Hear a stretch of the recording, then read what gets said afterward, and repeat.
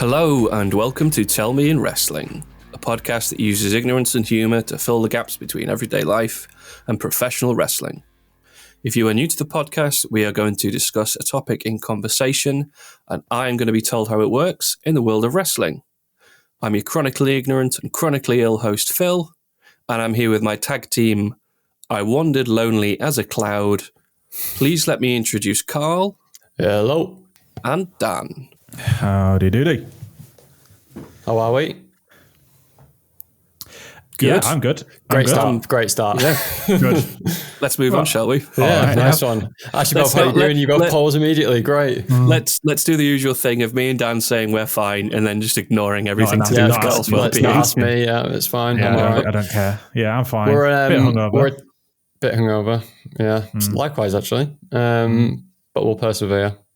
We're doing video for the first time. Well, we're attempting to. Who knows if it'll actually work, but we are doing video. So you can check I've that out got my on camera YouTube. set up in a terrible angle.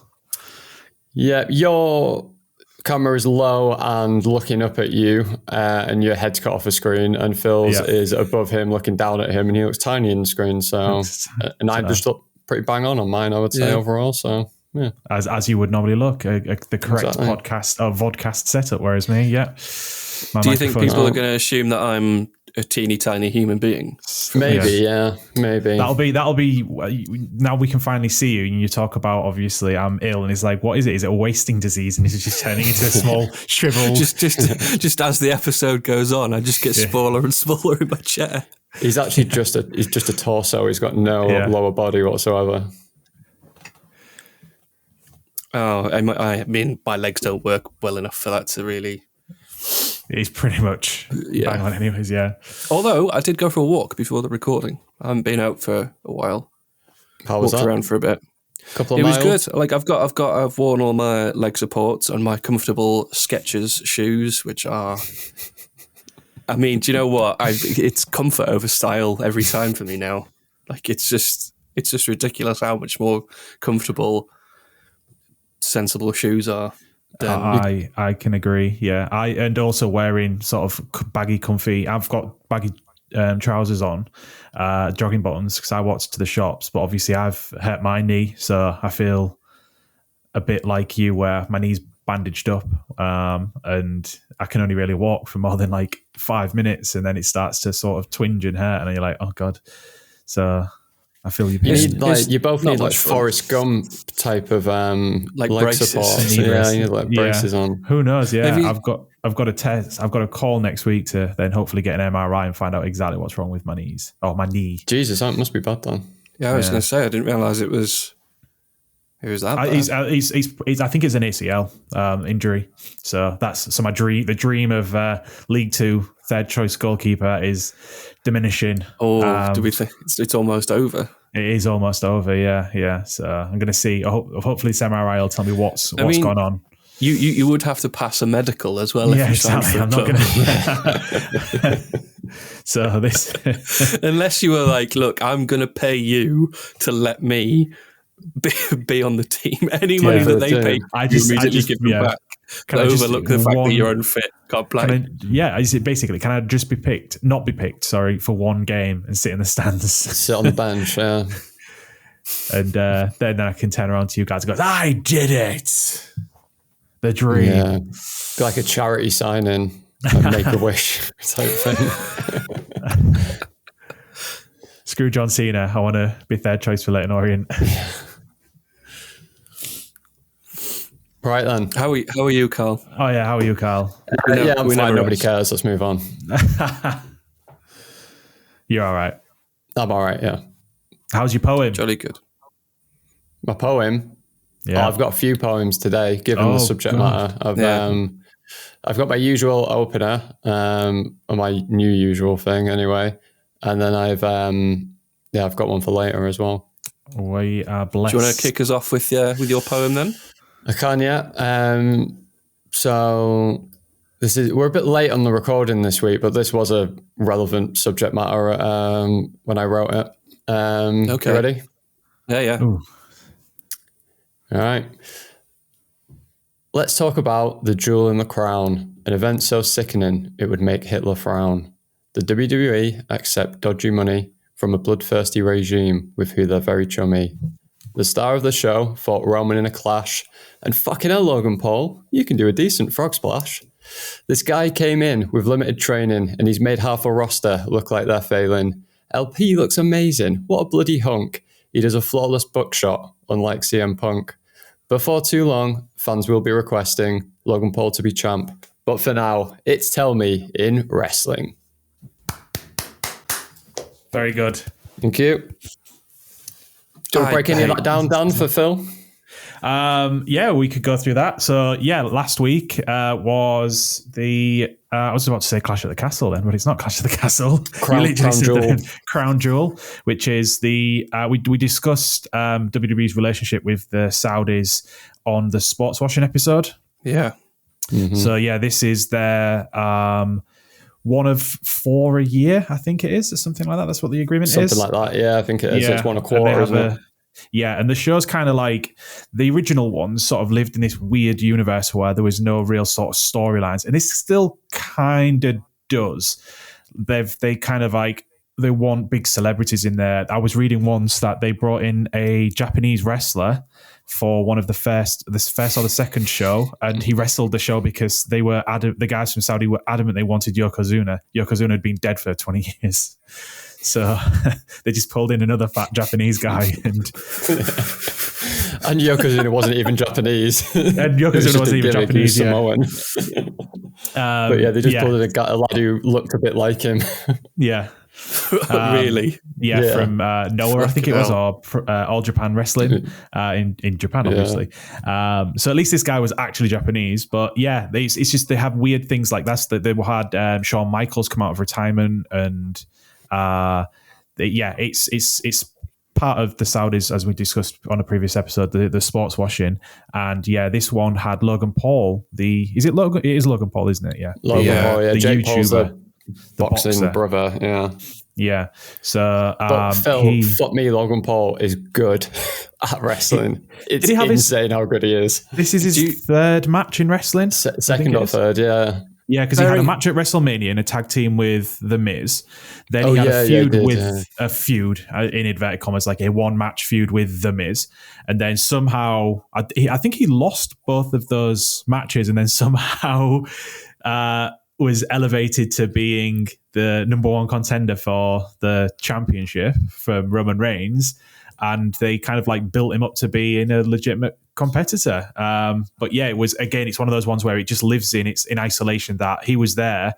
I think he's kind of a member of the roster, but he's kind of there to, again, give these Crown Jewel events something a little bit different. It's to heighten the profile of it, isn't it? A little bit, I think, as well. Yeah. But he actually, I mean, he can wrestle, but then at the same time, it's like, it wasn't real wrestling. It was a showpiece, but actually, for a celebrity coming in, he did really well. He sold, which is actually really, really good as well. Like smart, like in an intelligent way as well. Like I would say, maybe apart from what's the guy's name, Stephen Amell, I would say Logan Paul is the best kind of limited training celebrity that's ever come in and performed in a match. Yeah, him and Bad Bunny as well was really good. Oh yeah, he was good. Yeah, he was, but he didn't look like a athlete. Where Logan Paul doesn't look out of place in what he's doing. Like, I think Logan Paul looks like a wrestler now. Yeah, and I think that's the technique that he's got, everything. It's honestly, there wasn't a joke. I said he's better than half a roster. Yeah, he was like executing moves. Can't stand the man. Oh yeah, I can't stand him either. But it's infuriating how good he is. It's probably quite easy to. I imagine it's easier to become good at wrestling if you're already a multimillionaire. Yeah, and it's same with boxing, right? You've got the time and money to put into becoming excellent at it. Same with his brother in boxing, and same with him. The thing with wrestling is, like, you've got to make hitting somebody look real. Like when you see, or when you're locking up, and you got to make it look like it's actually real, as opposed to sort of, you can see when celebrities coming in and they kind of go, and they'll punch, like, I think, who is it? Wolverine. Hugh Jackman. Yeah, his worked punch just looked so fake. Was he coming in like Old Yeah, pretty much. And it's Put like your dukes up, John.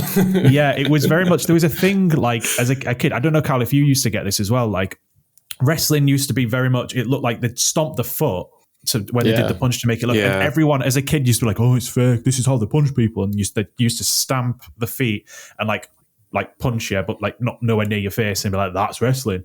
But it kind of did look like that, but that's, as I say, Hugh Jackman's punch looked very much like the 80s, 90s style of punching. Saying that, do you know, he's old school, but Jerry Lawler has some of the best punches ever. Like they look so, but yeah, that kind of 80s and 90s wrestlers, they really did go a bit theatrical with it, didn't they? The problem for me with that is, if you're actually good, like when we went, I find that selling it to the audience who are there isn't that hard, because you can still hear like the sound of people genuinely getting hit. Yeah. It just looks a little bit dodgy when they're doing it on TV, because obviously they can get the angle. Like, well, I think in an independent, what I'm about to say here. Yeah, I actually saw some wrestling the other night on TV and left it on and was watching. It was Bryan Danielson, aka Daniel Bryan, aka Daniel Bryan, versus versus some guy I can't remember. But they were really I think he broke his nose. Like there was blood coming from Bryan Danielson's face quite a lot. Yeah, he is. And he's one of those like, it looks real with him kind of thing. Because they actually connect. And I think that's something that's sort of, again, in the independents, they connect with a lot of their moves. One of the matches we went to where I think I turned to Carl and was like, they've called an audible on this match, where I think it looks like it was going to be all flippy. It was Youngblood, the guy who looked like Youngblood. He got I've forgotten his name, but yeah. And, so I think what happened was, it was like there was a kick and it started the noise and the audible, and you could see they sort of grabbed each other, and that was when they sort of went, we're going to kick 10 bells of shit out of each other for 9 minutes now. So, and that's what they sort of like changed the style of the match, and it was just very much hard hitting for 9 minutes until somebody won the match. But those sort of things, and it's less so in WWE because they don't sort of try to connect, and I think that's where it's harder for Logan Paul to make it look good, because he hasn't got free reign to, again, he's worked with two of like the safest wrestlers so far, hasn't he? Against like The Miz, who hardly ever connects, and Roman Reigns, and they're just long stay wrestlers that, again, their style is very, very safe and soft. And he just made it look real. Obviously they've really like rehearsed the matches that he's had so far, but it's easy when you've got away from him. It's bloody good showings, I would say, and fair play to him. You can do moves that legends in the industry have failed at recently. So there was a funny tweet that I read, and it was like, that was when he did the buckshot lariat, and it was like, oh cool. I wonder how many people are now gonna Google Jake Paul Hangman. And was it him who the other video? Was it him who went to that place where like people hang themselves, and everyone was like, Suicide Forest? That really that was when people. I mean, no one was. I don't think a lot of people were huge fans of him, but that really soured him on people, I think. And his kind of content is not for me in the slightest, but I'm here for his wrestling ability, his wrestling prowess. Yeah. Anyway, speaking enough talking about that prick, let's move on. Yeah. Speaking of him executing moves very well, we'll dive straight into our first game. What a maneuver. So, what a maneuver. I've remembered that I have to explain. He's going to tell us how to play. I was just about to say this week's What a Maneuver is. So the rules of the game are, I give Phil the name of a move. He's got to guess how it's executed, knowing sweet FA about wrestling, and 99% of the time he gets it wrong. And then I start showing hilarity ensues. Yeah. Hilarity ensues. Well, hopefully. So this week's What a Maneuver is Poetry in Motion. Okay. Poetry in Motion. Settle yourselves for this. Carl, I think you're going to absolutely hate this. Here we go. This is where Phil's been let off the leash. He's been let off the leash. Strap in, indeed. Okay. So, as a doo-wop group sings to you, You throw your opponent into all four sides of the ring, so you whip them off the ropes each time, Right. whilst writing a haiku of why you hate them. That's it. That's it. Okay. This one was not one of my favourites. Why a doo-wop group? Because when I was trying to look for some inspiration without cheating and finding what the move was, and there was a song called Poetry in Motion from like the 50s or 60s. And it's heavily sort of like, ooh, I was like, right, that'll do. That's At one point, I just had a doo-wop group sings to you and nothing else. So you'll be thankful that there was 2 more lines. So you're like, right, how do I introduce wrestling? I just hit them in the four sides of the ring and then return back to nothing to do with wrestling. Read them a haiku. That's if you were to see that move in action, it'd be more of a transitional move, wouldn't it? It wouldn't be really a high impact finisher. No. I suppose the real one isn't exactly a high impact finisher either. So the real one. Yeah, so the real one, here you go. I've just shared the link in the chat. So the real one, it's a move executed by the Hardy Boys with a Z. And it's a double team move. So what happens is they Irish whip their opponent into the corner of the ring, into one of the sides. So I wasn't far off. He wasn't far off by putting him into one of the corners. And Matt Hardy gets onto his knees, maybe 2 feet away from the opponent who's not dejected. He's been thrown into the corner, and then Jeff Hardy runs from one side of the ring to the other, jumps off of Matt Hardy, and he kind of like, how would you describe it? Sort of throws himself into the opponent and like kicks him in the face. Back kicks the person into the face. And there's a compilation which we'll put up over the top of this, which shows the varying degrees of how it's executed. Some of them look incredible. Like, I was going to say, Jeff Hardy has no regard for his own or his opponent's body. He just throws himself at. Seeing these old ones now from years ago is so impressive, because when you compare it to like more recent versions of this, it's like a bit sad now, isn't it? Almost. It's just not, is it just sort of 2 middle-aged, slightly older men very not being able to what it is, getting down on your all fours? Well, Matt Hardy's knees are a lot worse than my knees. He kind of walks with his legs straight. I think he's got bad hips as well, hasn't he, from all the leg drops? Yeah. So Matt Hardy can't really. I said that then. I don't know why. Yeah. He can't like bend his knees, so he sort of walks as though he's got 2 splints in his legs. And it's Jeff like Hardy, he's turtle heading when he's walking down, isn't it? So there's like a bit of a waddle.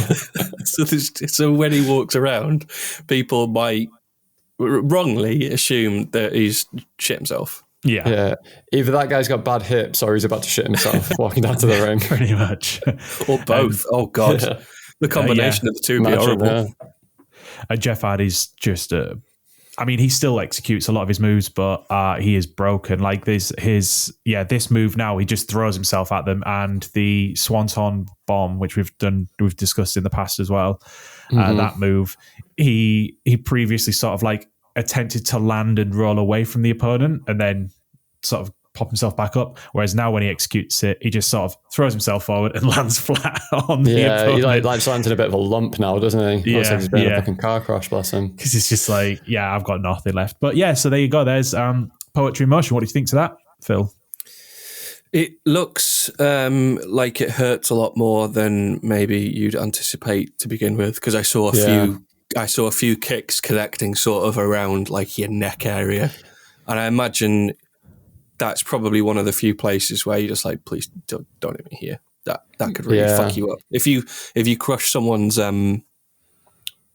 windpipe. Yeah. Kill him, right? I think the early iterations of the move look a lot safer. And then over time, he just got a bit reckless. More and more reckless, there's one in that video where he does it over the ropes, and it's pretty crazy. Oh, yeah. I wonder why they called it that. Poetry in Motion. I don't know. Watching the compilation back, they don't name it for a while, and then I think it looks like maybe it's about 2 years into their time in WWE. But if you compare that to like some kind of coordinated kind of tag team action that like the Young Bucks do, that's like poetry in motion. Like that one, it's just like, I just jumped off his back and hit someone. Like it's hardly could you believe that how in sync they are? It's not exactly like the most.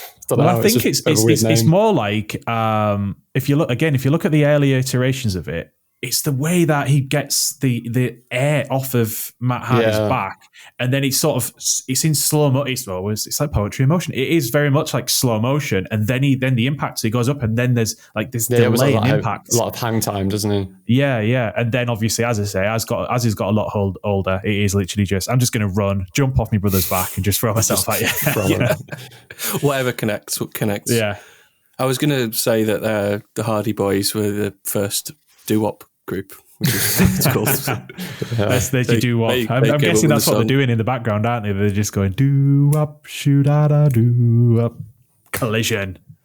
Yeah, it's almost like do you know when a child runs and jumps at you and like they expect to you to catch them, but you're not expecting it, and then they just like bounce off you? It's almost like the wrestling equivalent of that, isn't it? As a move, pretty much, yeah. Anyway, so yeah. That's this week's What a Maneuver. Next game, Carlos. Phil, is this a wrestling gimmick or just some shit I made up? My neighbors hate me. Are you ready? I am ready. His Zen. The brain. Ooh, okay. I think that is made up. That is real. I was Bobby the Brain Heenan. Okay. And when I wrote that down, I've just noticed in my the spell check has changed Bobby it to Brian. It says Bobby Keenan. Which I don't know who that is, but anyway, yeah, Bobby the Brain Heenan. Next one. Bobby the Brian Keenan. That sounds like an Irish wrestler. It does. Yeah. Sorry. Or a football manager. Yeah. The Genius. Oh, shit. Okay. Is Genius more likely than Brain? Yes, it is. That's real. It is real. We'll come on to him later. Yeah, we'll come back to him. The Dunce. I think this one's real as well. It's fake. Oh, really? Surprisingly fake. I actually Googled got me just to check that it wasn't real, but yeah. And the final one, bit of a mouthful. Intellectual savior of the masses. See, now this is when it becomes me against you, as opposed to anything else. Yeah. Do I think you have... It's like a duel, isn't it? Yeah. In the Old West. Brain versus Brian. It would be Brian versus Brown or something like that, wouldn't it? Instead of Brain versus Brawn. Duns versus cunts. Sorry. What intellectual savior of the masses? Sorry, to go back to the... That's it. Well done. Right, well remembered. Okay. True. It is true, yes. Hey. I think Daniel will maybe come on to him later as well, won't we? We will get onto him as well, yes. There you go. So a little bit of a something to whet your appetite to that. Whetting appetites, yes. The games merge, come together. Crossover.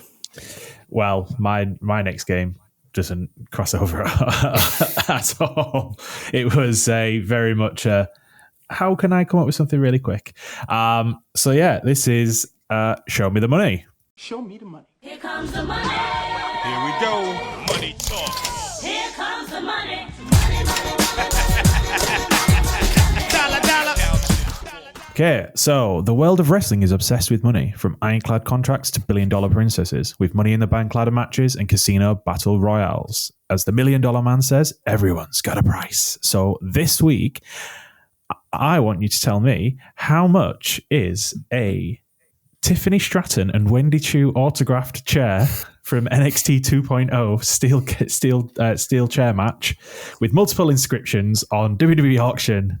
So this is another going back to the old auction. Wow, this is only Dan's. How much weird wrestling fans willing to pay for shit because it's got a woman's name next to it? There's a very important factor in this. Are you going to tell me what it is? Have they sat on the chair? So the chair. Oh God! I didn't even think of the fact that if Skins touched it, it's going to like triple in value. Yeah, so stiff. So the item description. So it's a pink chair. Tiffany Stratton and Wendy Chu put their issues to bed on the August 23rd, 2022 edition of NXT 2.0 in a lights out match to commemorate their hard hitting contest with this. Pink autographed steel chair.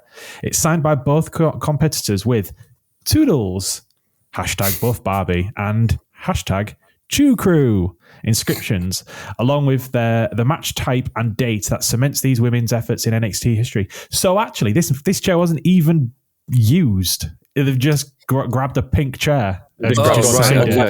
Someone left one behind in the crowd that they pay for, and they just thought, "Oh, we'll sign that and flog it." We'll sign this and flog it on WWE auction. So there's 9 days left of the auction. There's been 20 bids. It's not even completed. It's not completed yet. So at time of recording. At time of recording, there are 9 days and 12 hours left. There are 20 bids currently on this chair. There's probably going to be a hell of a lot more because our fans in Colombia are going to be. Now that they know. I've got an update on that for when we're. I forgot about that. After this game, we'll go into that. Right. So the last time we did one of these, I went way over the top because I don't understand how much stuff costs in wrestling. Apparently, right. So in dollars. So this is a chair. In dollars. Okay. Chair. So I'm going to go for just a very, very normal. Someone has already bid $50, I think. Okay. How long has the auction been on for? Good question. There's 9 days left. I think it's been up for about... Oh, hang on. August 23rd. So I think it's been up for a month at least. August? No. August 23rd was when the actual match was. Oh, right. Okay. I thought you meant it was like 2 months. It's longer than that. Anyway. I think there's been 20 bids. There's been 20 bids so far. And you said 50. I think it's more than 50. But they're not exactly like huge stars, are they? And there is 9 days left. So I'm presuming that if people are going to want it, they're not going to necessarily put a massive bid in straight away. I'm going to say... 800 quid. Ooh. So, I'm just going to give you a little bit of context before Dan's reaction is going to be very unconfident. So, just to sort of compare and contrast, a Damon Kemp autographed 2022 NXT Worlds Collide steel chair with NXT Worlds Collide and diamond shattered inscriptions on there. That's again got the exact same time left, 9 days. There's only been 5 bids on this chair. That's currently at $21. Oh wow! This one is currently at $200. Wow. Okay. So just goes to show. Let a woman sit on it for 5 minutes and it'll skyrocket. Skyrocket 10 times in value. Phil takes so all 3 of those people, Tiffany Stratton, Wendy Chu, and Damon Kemp, are pretty much relative unknowns. I was going to say Damon Kemp sounds like an EastEnders character. Sounds like an EastEnders. I didn't know when it was when I clicked through the description of it and I saw the headline. I'm like, who is that? Is that like an artist or something? And it turns out no, he's a wrestler within the Diamond Mine. Oh, in NXT. Yeah. So, NXT 2.0. So yeah, there you go, $200, and there's still 9 days. So what we'll do is we'll come back to that and find out how much it eventually went next for. Week. See if it eventually went for the $800 or pounds, whatever the conversion rate is. There's a currency calculator actually, so I'll work out how much that'll be. If there does happen to be a winning bid of $800, I'm gonna call bullshit and think that Carl's done it. I'm going to up the bidding. You're just going to see a pink chair in the background of my my camera next time we talk. Yeah, yeah. Gonna sort of on the next episode. It's like, where's that come from? Well, wrestling. It's a podcast memorabilia. What do you even do with those chairs when they're signed? Because you can't use them practically and sit on them, can you? Because you'd ruin it'll go to some collector, won't it? And they'll hang it on their wall in their man cave or something. In their big American basement. Yeah. Well, and sort of fawn over it and go, hey, I spent $800 like 20 of them all around. Yeah, pretty much. So, would you, if you had one at home and like one of us suddenly walked into a room, would you be tempted to like just smash it over our head? Oh yeah, I don't know. Do you know what? I actually have fold-up chairs, and the first thing that I did was threaten to hit my girlfriend with one when it was my fiance, should I say, with one when it was folded up. Because it's folded up. It's like that. I don't know. As a joke, just to as a joke. Yeah, obviously I wasn't going to do it, but it's domestic violence is always a joke. Yeah. But do you know like those instinctive things that you get, like? You just associate things with certain, like, I don't know, a fold-up chair. As a wrestling fan, you're like, I just want to smack someone over the fucking head with this thing right now. Do you know what I mean? Yeah. Or in the back with it, and then they do that kind of fake, over-the-top reaction.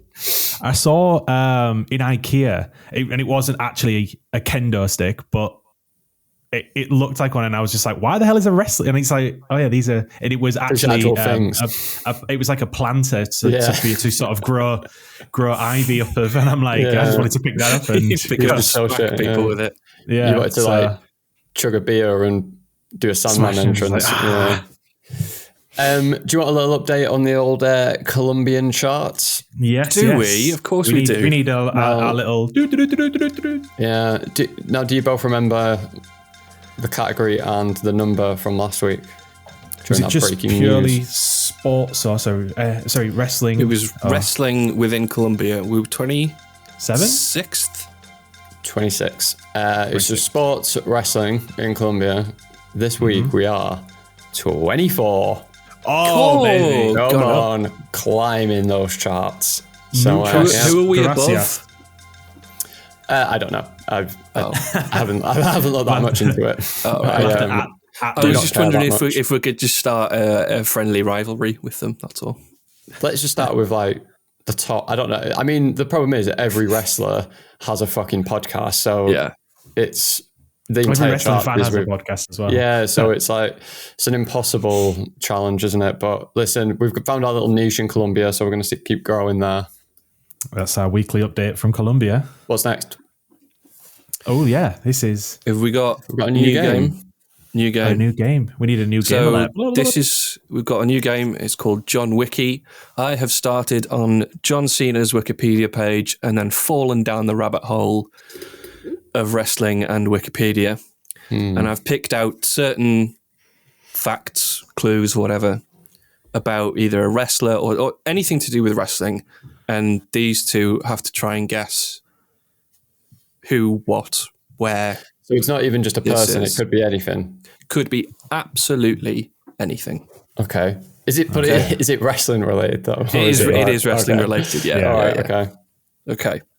Now the problem is I don't know what facts are like obvious and what are like.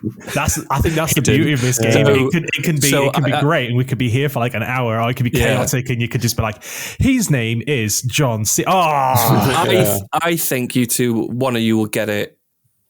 How many? If not on the first clue, then the second one. How many clues? I've got 1, 2, 3, 4, 5. I've got 6 clues. Okay. So should we play this in the sense that like give us the first clue, and if we win this, we'll create a little chart. Whereas if you get it after the 6th clue, you get 6 points.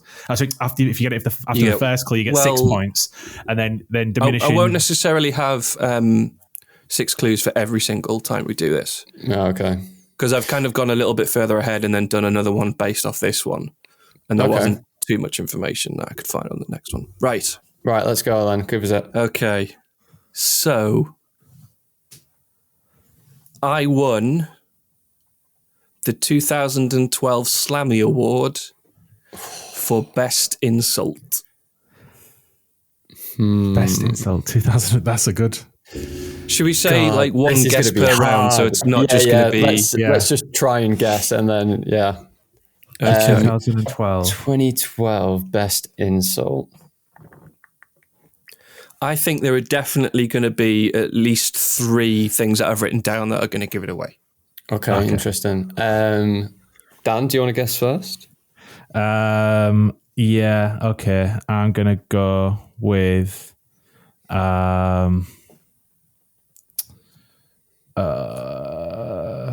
Michael Cole. Okay. Carl, do you want to have a go? I was going to say 2012 CM Punk.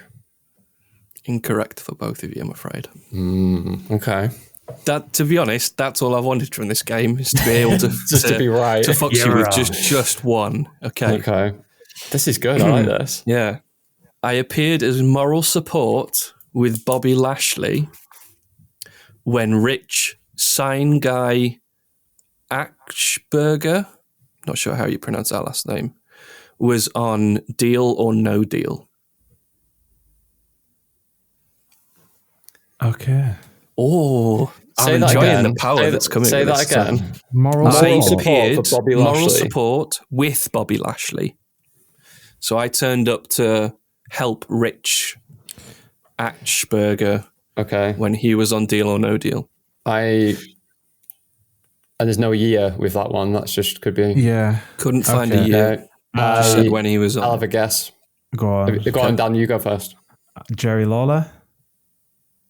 Carl? I was going to say MVP. Montel Fontanius. I'm afraid you're both wrong. Fuck. Wait, I've got to Right. write notes down here. Put the work notes. Okay. Right, which one do I choose now? 20. See, I didn't even know Bobby Lashley had been in WWE at that time. Yeah, because he came in and okay. went back, went away, didn't he? Yeah, that's what I mean. Like, I thought it was still that in 2012. Oh, it wasn't. No, 2012. he didn't say was It was, 2012. it wasn't about, 2012. Yeah. Of course, I'm still the hooked on year might have 2012. been there, You're but I confusing the didn't- I two, might Dan. not- You're mixing Yeah, and I'm- matching here. Yeah. Okay. Okay. Big Show has said, I am the wrestler he feels most comfortable being lifted by.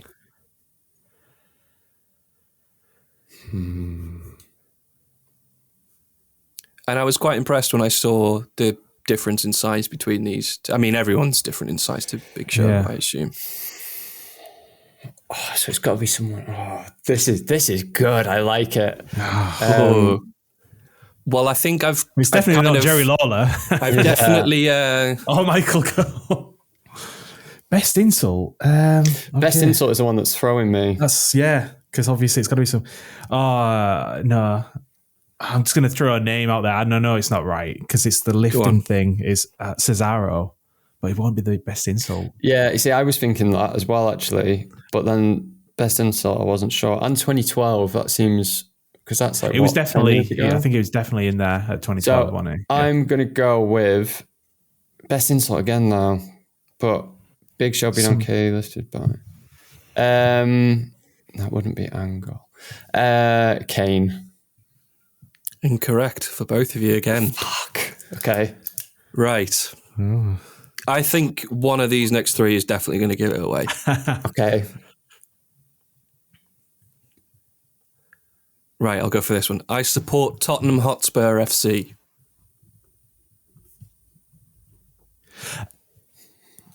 Oh, Is it Sheamus? Your brain cells went. No. Oh no, he supports Liverpool. No, he's Liverpool. Yeah. Oh, you dickhead! I just wasted my go, and I. You can retract Sheamus if you want to. Oh, and I know who it is. No, I don't. No, it can't I don't be. know who's. My only. I've got one guess that I think Go is on, a Spurs Carlos. fan, but I don't know if he is. Finn Balor. Okay, Dan. I've said Sheamus, and I think it's Finn Balor. I know Finn Balor's a Tottenham fan. Were you going to guess that as well? No, I said Sheamus first. Yeah, and no, then but obviously when I you used my wanted to- go up. Yeah, but when you were Finn going to Balor retract it, were you going to say that? Yeah, Finn Go on. Balor. Incorrect. Oh, So we've got four clues down. I'm on my second Okay. post-it note here, lads. Come on. Right. When asked about taking steroids, I reportedly said, I can't tell you that I haven't, but you will never prove that I have. And there was a big deal apparently made about this because it was reported incorrectly what he had said. what he said. I think it's fairly obvious that it's a Is male. it John Cena? Have you gone down a rabbit hole and fell yourself back to John Cena? Is that your guess? I think it could be, actually. I'm gonna go with John Cena. You go We'll with go with Cena. John Cena. I would say I'm going to guess Triple H. I think he supports West Ham. I don't know. Oh, yeah, he does Hammers, doesn't he? Yeah. Well, let me tell you that one of you has got it correct. It must be John Cena. It's got to be John Cena. It is John Cena. So you went down a rabbit hole and came back. Oh, you So, cheeky. I might as well You just cheeky start with little him because scamp they're not going to anticipate us doing it. The Oh, next, brilliant. Well done. Well done. Do you know what? If you hadn't have said about starting on his Wikipedia page, Yeah. that would have been my guess by the third one, probably.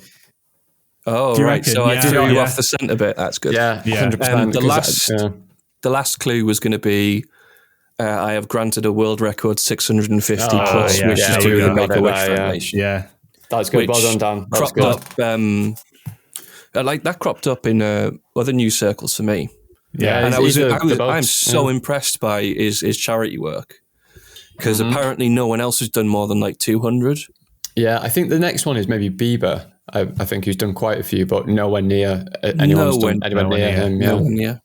He seems like a genuinely nice guy as well. He John does actually, Cena. yeah, he really does. Yeah, He's a bit weird on that Total Bellas thing, innit? Or whichever one it was. Yeah, he's a bit of a creepy. You have over- to wear plastic in my house. Okay, so Dan won that one. I'm just gonna make a Well done, Dan. That was good. quick Enjoyed that. note. Yeah, I really enjoyed that game. That was yeah. fun. I really enjoyed Yeah. I enjoyed it. Yeah. Well, it looks like there's been enough talk. It's time for the main event. Okay, so this week's main event, seeing as how much fun we've been having with the poetry the last few episodes, we're going to look at the Poet Laureate. So that is... Can I be honest? I've got no idea what that means. Is it a person? Well, it No is a idea. person. So it is a position that is appointed by the British monarch. And when I looked this up, it said, currently on advice of the Prime Minister.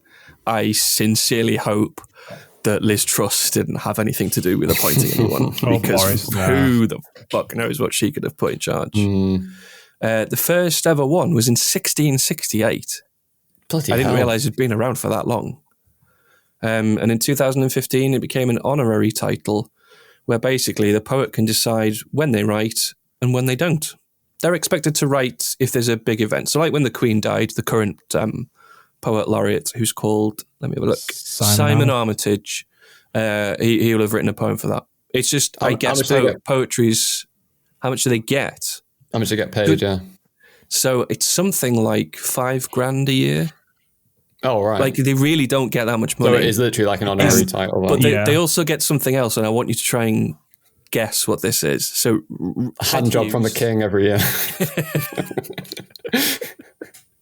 Hey, but I could probably do that now if the current monarch's a bit too busy. So they also receive. It's a weird tradition that's been going. You know what us Brits are like. We do some mad shit sometimes. So when Ted Hughes got the post in like the 80s, I think, he received 720 what? Now, there's a clue. Think of the TV show Frasier. And it's a Eggs. synonymous synonymous eggs. line. Yeah. What?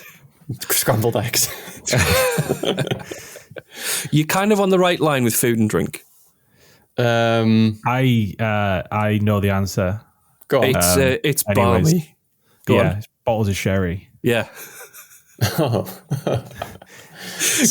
720? Because it used to be a butt of wine, and that particular measurement is around 572 liters. Fucking hell. And I think Ted Hughes liked a little A tipple. He liked Liked a little a drink tipple. and he liked to hit his spouses with steel chairs by the sounds of it. Hey, me and him are one and the same, yeah. aren't we? Yeah. And he understand was that, just, 'cause he was as a- just like, as a yeah, I poet- want that back. Yeah. As a poet I want that myself, I booze. can understand needing a drink or two to get the Are you creative now boosters flowing. classifying yourself as a fully fledged poet? He's going for poet Mate, I've laureate, isn't written like 4 poems this week. That is true. I'm just flying with It's more poetry. than probably Simon Armitage has written this week. yeah, where's my I £5 would warrant that is the case. Yeah. We'll get him on. We'll have a beef between Carl Yeah. and Simon Armitage. I want £5 and a corgi. That's what I want, and then I'll do it. You're not that bothered about the sherry. Nah, I'll keep the sherry, Hasn't give me a she- corgi. She's stopped. There aren't going to be any more corgis, aren't they? Well, no, do you know who's looking after the ones that she did have still? Isn't it Prince Andrew? It is. Oh, Sweaty boy God. himself. Yeah. So, Hanging yeah. outside Pizza Who knows Express. what's happening with those little Yeah. corgis, bless them. Are you going to give us one of your poems that you've written this week, Carl? I am, yeah, if you want. Another? So that it's a bit of a twofer. It's 2-for-1 deal. This, so I'm even giving you good value for your poems. And it's about you two. Oh. Um, I'm not really sure how this is going to go then. no, I mean the band. You two. No, I'm kidding. Oh, I thought you meant... no, I meant you Wait. two gentlemen. Yes. Well, You okay. ready? Yeah. Kick us off. Nothing to do with wrestling, by the way. Phil. Even when our friendship has stretched some distance, for 15 years, I've paid for your existence. And now I still pay, albeit via taxes, for you to play video games and spend your time relaxing. Your disease is fake, is what some might say, but I'm just happy to pay for each and every day. Despite all that, I'm proud to state you're the best host we could ask for a shitty third-rate wrestling podcast. Dan, I met you at uni, a big ginger guy who was a bit strange. It's a decade later and nothing's really changed. We bonded over wrestling, you slept on my sofa, and every time you spoke, I couldn't wait until it was over. We've travelled around and gone to countless wrestling shows, and you saved my ass when I almost drunkenly come to blows. You're my 2 best friends and my podcast co-hosts. Don't think that's a compliment. It's the opposite of a boast. Where did I go wrong? Getting stuck with you two pains in the arse. It's no wonder we're dropping down the Colombian charts. Anyway, enough of my aggression. Let's carry on with Tell Me in Wrestling. It was a lot more heartfelt than I thought it was going to be. Really? I thought it was pretty good, right? I was genuinely just expecting like 5 minutes Insults. of being roasted. well, your disease is fake. Do you know what? You sound like a lot of the doctors that I saw over. I said over what the is what last some 10 would years. say. Or some might say, yeah. Yeah. So that's Carl laying down the challenge to Simon Armitage for Poet Laureate. Yeah, I mean, Come on, Simon, get your shit together. You'd pay $5,000 on a corgi for that, wouldn't you? Do you know what he's been doing recently? Fucking writing music albums and playing in a band. Cheeky fucker. How Or dare is he? that technically poetry to music? Could be. Could be. Could be. Any more on I'll your thrash out some chords on the guitar and you can do some slam poetry or something like that. What were you going to say, sorry? Well, No, I was that's going to say the any more emphasis of on the wrestling, isn't it? your... Yeah, I think the Body wrestling side of slam. it. Are we ready to get into that? Absolutely, yeah. So, poetry or poets, much like myself in wrestling, Phil, there's a pretty clear main one, guy called, well, he's called a few things. Lanny Poffo is his name. Leaping Lanny is what he was called at one point, or The Genius is what I mentioned earlier. So he's, okay. yeah. So he's actually Randy Savage's Macho Man. It's his brother. Yeah, but he was a wrestler in his own right. I think he actually, he got hired by WWE because he was Randy's brother. But he was interesting. So the Genius gimmick, it only lasted really a few years, I think about 4 or 5 years. But he was dressed in like a what's called a graduation outfit. Graduation outfit. Like your robes and your And the multiple kind of hat. the hat, yeah. So he used to dress like that, and he would come down to the ring and recite an original poem every week before a match. But he's, basically all of the poetry he did, he wrote himself, and he's written like 2 books, and he still does it now.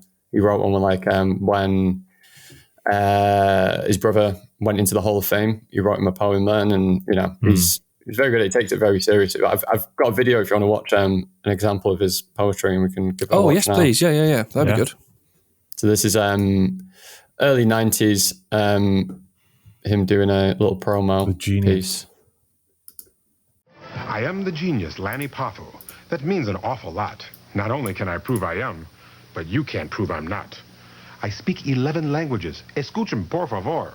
Santana comes from Mexico. Escuchen, por Yo hablo favor. más mejor. The French I speak Feels is a bit racist. magnifique. They told me in Paris. My Italian's molto bene. I learned when I was 3. I speak Latin, Greek, and Russian, Hebrew, and Portuguese. I speak Swedish and Norwegian. I don't know why I was expecting like a skinnier fellow, and it's literally just a wrestler in in smart gears, in some smart gear. But he's quite eloquent. He speaks. He's very good, well. isn't he? He is good. Yeah. And he nailed the pronunciation of the foreign languages he was talking about. Yeah. So he used to kind of hold it over people that he was smarter than them, obviously, with a name like the Genius and all that, and he'd write a poem. Has he got like a high AQ? I think he is genuinely quite smart. Yeah. Like I said, he used to write every poem he did. He wrote himself, and he's written poetry books and stuff like that. You can buy them on like Amazon and stuff. So he's got a big old Brian on him. Yeah. Big old Brian. Big old Brian. Big old Brian. Yeah. But he's been on like I don't know if you remember. You won't remember watching it, but you might have heard of it, Regis and Kathy Lee in America TV shows. But he's been on that. He's been on the Jonathan Ross show back in the day. He's got a victory over Hulk Hogan. So he was always like a mid-card kind of talent, but he's been around for years, obviously being Randy Savage's brother as well. But he kind of had a career in his own right as well. And he, I think it's quite a unique gimmick as well, kind of bit different, really. It's very much sort of going away from the, I suppose the opposite of his brother, the huge sort of the extrovert, the macho-ness, the loud, brash. Yeah, exactly. Yeah, it's a bit more of a different kind of style, especially for the time. Maybe a bit more sensitive, I think, is what we might say. Exactly. Well, you say that, but then I've got another poem that I was having a little read online, and someone said that this was their favourite poem from him in 1987. He was having a feud with the Macho Man, and obviously by way of Macho Man, a feud as well with Elizabeth, Macho Man's wife at the time. So this is someone's favourite poem. I don't know if it's real or not, but I hope it is. Roses are red, violets are blue. Come here, Liz. I need to shoot goo. Not every poem needs to be eloquent. No, exactly. It's effective. That's actually that's probably a good segue into. I was going to mention, like, obviously the fact that he'd come to the ring and obviously recite his poetry, which was against the opponent that he's facing. Yeah. There's kind of like a new pair of wrestlers currently that are doing something very, very similar. Max Caster of the Acclaimed, which are who are a tag team along with Anthony Bowens in AEW. So they come down to the ring, and instead of poetry, which is the same thing, it's a rap. And Max Caster raps over their own theme song and insults or puts down the opponent's. It's so good. I think we may have discussed them. I think we may have discussed these guys. You know where they featured in my first poem on the podcast, because I said they got over with the whole Scissor Me Daddy Ass. Scissor Me Daddy Ass, yeah. They're my partner's favourite. She absolutely loves them because of the raps. They're so over with everybody. Great. They're amazing, yeah. But that's true, actually. It is very similar. And it's been done before, right? Like John Cena did the same kind of thing as well. Yeah. So that sort of thing. I mean, they're not, like, as you say, not without controversy for rapping about things that are a bit sensitive. I think they've mentioned about an Olympic gymnast's mental health issues, a sexual joke about a female wrestler. So they've kind of towed the line. I think they've kind of like stepped to the other side of it now. I mean, they're still sort of talking about scissoring on national TV, and they've got children running around. They called out the whole Vince McMahon sexual allegations when they happened as well. Like, obviously, they're in a different company, but everything that's kind of newsworthy, they tend to kind of hint towards, don't they? Yeah. So, but yeah, they're kind of like the modern version of Lanny Poffo, the genius. Really, they've taken that element of the gimmick, reciting poetry, but instead of obviously spinning it out beyond into an intellectually higher presentation, they've gone obviously where they're rappers, but from the sort of I'm smarter and better than you side of it, there is another wrestler called Aaron. Well, his actual name's Aaron Stevens, but in WWE he was Damien Sandow. Carl, do you want to sort of mention much about Damien Sandow? Or yeah, he's the other one that I mentioned earlier, the intellectual savior of the masses. It's kind of a similar gimmick, right? He was kind of that whole like lording it over that he was smarter than you and all of that kind of thing. And he didn't really do poems, but he was very had a kind of thought of himself as an intellectual and kind of would then put people down because of it. And he had a few kind of different gimmicks, but that's his kind of the most relevant one, isn't it? Yeah, he'd come to the ring and he'd hold his microphone like a wine glass. Yeah, like sort of speaking to the microphone. Brandy. Yeah. Doing that. Which is quite cool, actually. Glass, yeah, it's a really smart way of going about it. He was in a tag team with Cody Rhodes called the Rhodes Scholars, which I thought that was really... It was back when, WWE used to sort of merge names and they'd put people together just because their names would make a pun, basically. Do you know what? I am all for that. I'm quite happy for a lot of life to be sort of moved forwards by what would make a pun and what wouldn't. I mean, it's done wonders for fish and chip shops, hasn't it? That's true. Yeah, pretty much. Is that how you want to find your partner for life? And just be like, right, your name doesn't really work as a pun with, so you need somebody called Mian. There you go. You need to find a girl called Mian, and then goes, "Hi, I'm Phil Mian." It's like Benifer, isn't it? Oh yeah, pretty much. Yeah. So, but yeah, Damien Sandow.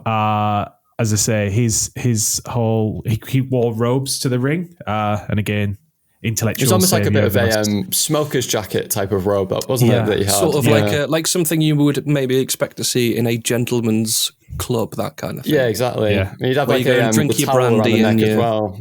Yeah, it's almost like a high-end club you'd just been to where he'd just played a bit of squash and then come out for a brandy. Yeah, it was. He did it for a few years, and then I think obviously that got over for a while, and then sort of he kind of got pushed down the card a little bit, and then he was in a tag team with The Miz, wasn't he? And it was his stunt double. It was hilarious. It was so good. So because he started doing impersonations, didn't he, at first, of wrestlers? Yeah, he did like The Rock and stuff like that, didn't he, I think? Yeah, and LeBron James and stuff like that, and just like come out dressed as, and then he became Damien Mizdow, and it was his his stunt double, because The Miz was in a few. You can't even describe them as Hollywood films. He was in like WWE movies, films, but then his whole thing was like a Hollywood. God, they sound awful. Yeah, they were. They were. They really were. But Mizdow. Damien Mizdow. So his stunt double is. So what he used to do is, obviously, you'd have. He wasn't actually wrestling. He was there to sort of like you'd normally like have a manager sort of pacing the outside of the ring, shouting distractions and stuff like that. Geeing up the crowd nearby and things like that, or then sort of like hooking around to try and distract the opponent of the wrestler you're managing. Instead, what he used to do when The Miz was taking hits and like he'd say get clotheslined and sort of fall back onto the ground, Damien Mizdow would do the same thing outside of the ring. As if he would just replicate everything. Yeah, everything that was happening, he'd replicate it. Yeah, it was hilarious. That sounds quite entertaining. I want to watch that now. The problem was that the entire focus of every match would go away from the actual match and onto him outside doing it. Yeah, just got on a guy performing a little Charlie Chaplin slapstick routine by himself. Yeah. It was pretty genius, to be fair, but it's an interesting one, isn't it, Dan? Because things like that, it's great and it's entertaining and it's hilarious, but where do you go with it? Where do you go? Yeah. The beauty of him doing it is he's not in a match, and therefore, if you were to put him in the match, the entire kind of it unravels. And that, I think it kind of, in the end, the people wanted him to be pushed, but then it's a really like what do you do with it? Because it's like, situation. Yeah, they forget that as soon as it's like what they like about him, and then they go, oh, you know, put him in the ring, and it's like, well, he wasn't that great a wrestler in the actual active wrestler. It's like, it wasn't that great an active wrestler anyways. So it's like, oh, yeah, that's why we didn't like you in the first place. Can you go back to? But you can't spend your entire career distracting from matches, really. They got enough run off of it when they kind of like became more and more front and center. There was like the boo and the yay thing when it was like, we want Mizdow. And like the Miz had come out and he'd like do his taunt and the crowd would boo, and then Damien Mizdow would come out and do the exact same taunt and like his arms out, spin, and then sort of like a flourish, and the crowd would cheer. So they managed to drag that out for a good few months, and then they tried to sort of like split him. I think was it at WrestleMania, and it didn't really. It just kind of petered out after a while, didn't it, really? There was no, it kind of, it's one of those things that what do you do afterwards? Yeah, it's not really a yes-anding thing, is it? It doesn't really progress any sort of storyline onto the next page, onto the next chapter. It's just a bit of fun. Exactly. And I can imagine, like, if you were the Miz, you'd be kind of fuming, actually, because it's like, oh, this is great. Like, people are enjoying my matches, but not because of me. For someone who's like not doing the work, kind of getting cheered outside. So I can kind of understand him getting frustrated in real life and in character, really. So did that then get shut down? Well, not relatively just quickly, kind of fizzled, didn't it? It just kind of fizzled out. He won in like. They turned him and split him away at WrestleMania 31 in an Andre the Giant Battle Royale. And he eliminated. He was the last wrestler eliminated, courtesy of the Big Show. And then, over the next couple of weeks, him and the Miz feuded as it was sort of like fizzing out, trading 1 week one, 1 week the other one, like through distractions and through sort of like, and then. Basically he disappeared for like maybe 3 weeks and then came like at the end of their feud, and then came back and returned as Damien Sandow. And it was, I think what was the sort of the nail in the coffin for it was he was interrupted by Curtis Axel, who was like when he came back, and it was just like, oh, right, okay. And I think that shockingly dull.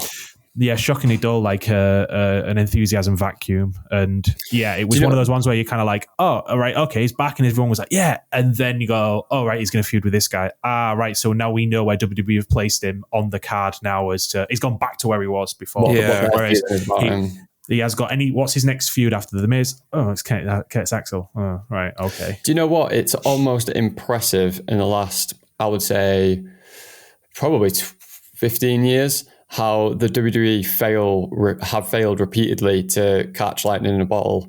When there's something that gets over and is doing well, they will just completely fumble it, or they'll shove it down people's throats so much that it kind of everyone gets turned off it. Like, they are terrible at it. A horrible thing with WWE, where it was just like somebody would say something funny and the crowd would get into it and be like, oh, right, we've got to say that every single week. Push it all the time, and then it just becomes to a point where they tried to make $9.99 a gimmick, where the price of the WWE network.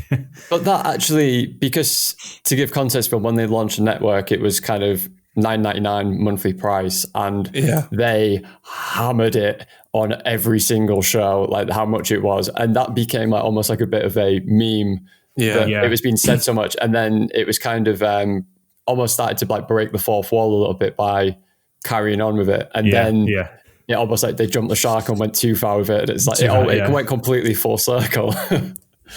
Yeah, but that is just classic WWE, isn't it? Just completely failing to understand what the audience finds entertaining.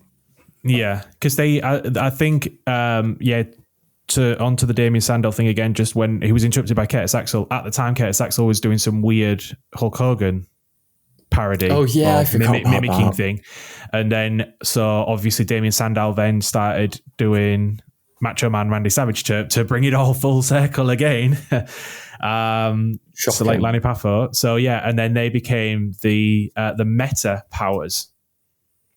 And they were supposed to then... So Hulk Hogan and Randy Savage had a team called the Mega Powers. Right. And then two people impersonating them became the Meta Powers. So it was, but it was kind of like, on paper, it could have been really funny. Yeah. But the execution of it was just so poor that they just, again, I think it was like they had a match at Payback and against the Ascension. And I think I don't even think it was at Payback. I think it was at the kickoff show for for Payback. So that's just like a second-rate pay-per-view on the pre-show for it.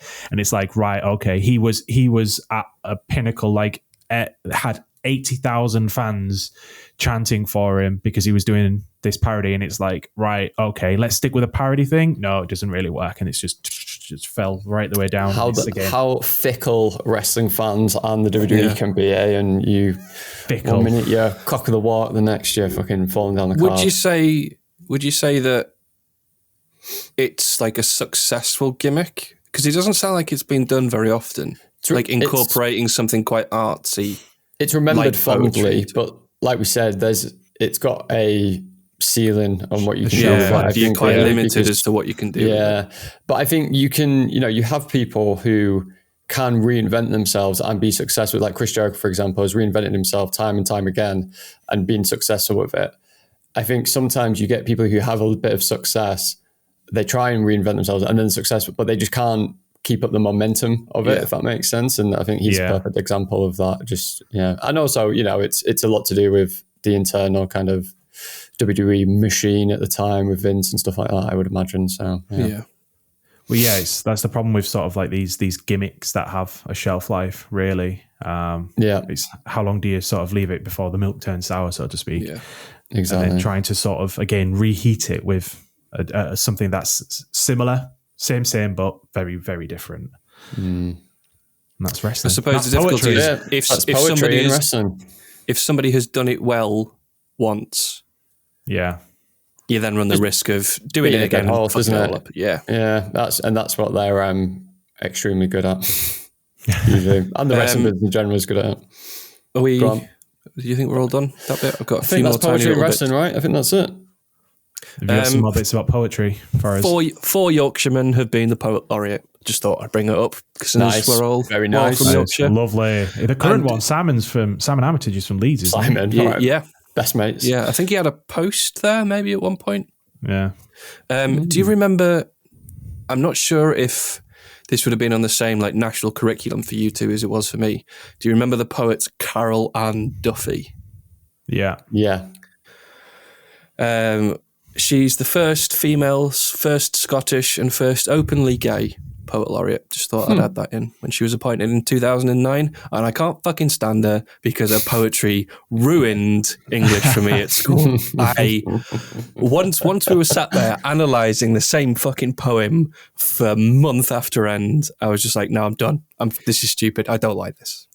It is sort of peak comprehensive school. Yeah.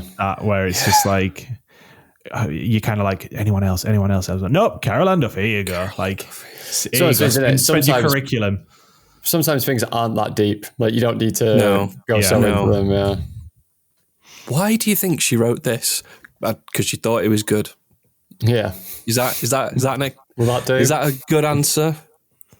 Yeah. No, she's. It is. But when. I remember reading it something along the lines like it wasn't even that's the reason why we all complain about it is because it wasn't even in inverted commas her good stuff. She deliberately wrote stuff for education. Yeah. So it was almost like really? So that's what I mean. It's not like you're picking up. Yeah, so it's not like you're reading like maybe Of Mice and Men or something like that, which is when if you're doing sort of like great American literature. So you're reading about a book that was written for great American literature. Whereas poetry, you're like, right, Carol Ann Duffy, and like, oh, okay, are we going to read any? No, we're just going to read, and it's a part of the curriculum. And she wrote stuff which was. And it's there to for a point. It's like, what does this mean? Because then you sort of, that's the problem with poetry. It wasn't actually, there was no other interpretation for you to make from it. You had to make uncovered big poetry, haven't we? Yeah. Like big tobacco. Exactly, This is big poetry. Do we think that Carol Ann Duffy got forced down our throats the way the WWE forced a couple of the gimmicks? Yes, it sounds that way, doesn't it? Carol Ann Duffy. Put a bow on it. Perfect way to wrap it up. There you go. Carol Ann Duffy is Damien Mizdow. Okay, that's it from your favourite wrestling podcast. With a lad from Hull. But for this week, we are all tapped out.